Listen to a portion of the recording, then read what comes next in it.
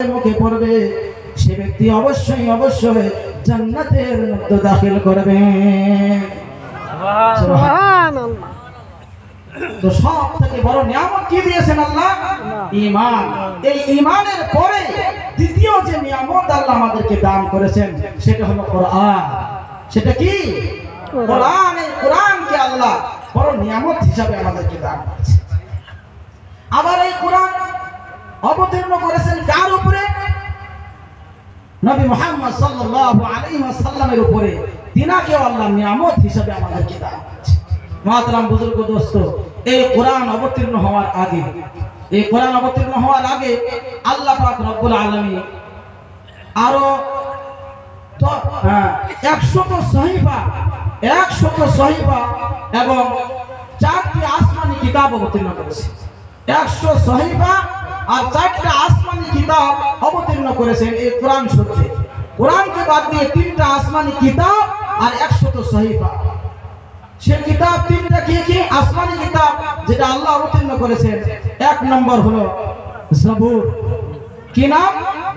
জবুর। আল্লাহ আসমান থেকে অবতীর্ণ করা কিতাব। তারপরে আল্লাহ পাক ইনজিল অবতীর্ণ করেছেন। জবুর হযরত দাউদ আলাইহিস সালামের উপর অবতীর্ণ করেছেন, আর ইনজিল তাওরাত হযরত মূসা আলাইহিস সালামের উপরে, আর ইনজিল হযরত ঈসা আলাইহিস সালামের উপরে অবতীর্ণ করেছেন। আর শেষের মধ্যে গিয়ে আল্লাহ পাক রব্বুল আলামিন কোরআন প্রিয় হাবিব জনাবে মুহাম্মদুর রাসূলুল্লাহ সাল্লাল্লাহু আলাইহি ওয়াসাল্লামের উপর অবতীর্ণ করেছেন। এই 4টা আসমানি কিতাব, তার মধ্য থেকে 3টি কিতাব ইতিমধ্যে এই পৃথিবীর বুকে থেকে তার হকিকত শেষ হয়ে গেছে। ওই কিতাবগুলো বরবাদ হয়ে গেছে, কাট সাট করে এদিক সেদিক করে কিতাবগুলো এই পর্যায়ের মধ্যে পৌঁছে দিয়েছে যে ওই কিতাবের মধ্যে আর আমল করা চলবে না। ওই কিতাব আর আমলের যোগ্য না, কারণ ওই কিতাবগুলোর মধ্যে বিভিন্ন প্রকারের কথা নতুন ঢুকানো হয়েছে আর বিভিন্ন কথা বাইর করে দেওয়া হয়েছে, যার জন্য ওই কিতাবগুলো এখন আমলের যোগ্য না। আল্লাহ কোরআনকে অবতীর্ণ করে বলে দিলেন এখন আমল হবে, আইন চলবে শুধুমাত্র কোরআনের আইন। সুবহানাল্লাহ, সুবহানাল্লাহ বলেন একটু। সুবহানাল্লাহ। আইন কিসের চলবে এখন? শুধু কোরআনের আইন চলবে, বাকি কোনো কিতাবের আইন আর এই পৃথিবীর বুকে চলবে না। এখন প্রশ্ন হলো, আগের 3টি কিতাব যে নষ্ট হয়ে গেল, বরবাদ হয়ে গেল, তার কারণটা কি? আর কোরআন আজও পর্যন্ত কিচ্ছুই হয় না, ঠিকই আছে, তার কারণটা কি?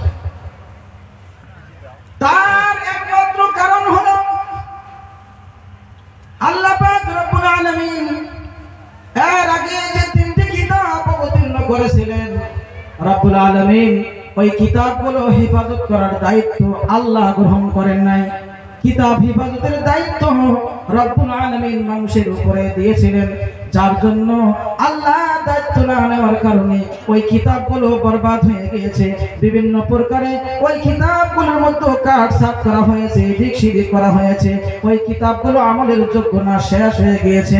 কিন্তু আমার ভাইরা, আমার বন্ধুরা, শেষের মধ্যে রব্বুল আলামিন পবিত্র কোরআন শরীফকে অবতীর্ণ করলেন। আর এই কোরআন হেফাজতের দায়িত্ব আল্লাহ তাআলা নিজে গ্রহণ করে নিলেন। সুবহানাল্লাহ, সুবহানাল্লাহ। কোরআন হেফাজতের দায়িত্ব কে নিয়েছে? আল্লাহ। এই কোরআন হেফাজতের দায়িত্ব কে নিয়েছে? জোরে করে বলেন। আল্লাহ।